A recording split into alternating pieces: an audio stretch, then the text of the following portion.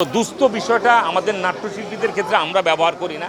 এটা কারা কিভাবে কেন ব্যবহার করছে সেটা আমরা জানি না, বা আপনাদেরও ক্ষেত্রে দুস্থ শব্দটি কেন এলো সেটাও আমি জানি না। তো দুস্থ বিষয়টা আমাদের নাট্যশিল্পীদের ক্ষেত্রে আমরা ব্যবহার করি না।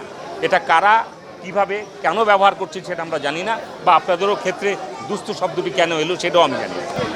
দুস্থ শিল্পী এই শব্দটি আসলে আমরা ব্যবহার করি না।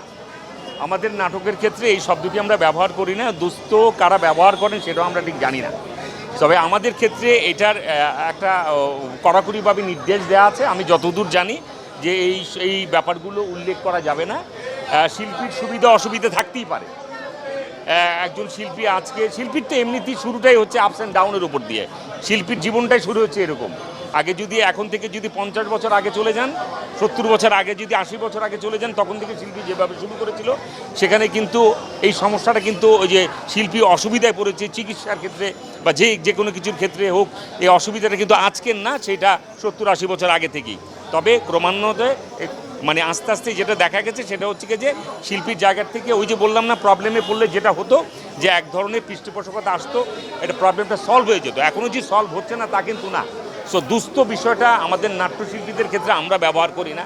এটা কারা কিভাবে কেন ব্যবহার করছে সেটা আমরা জানি না, বা আপনাদেরও ক্ষেত্রে দুস্থ শব্দটি কেন এলো সেটাও আমি জানি না।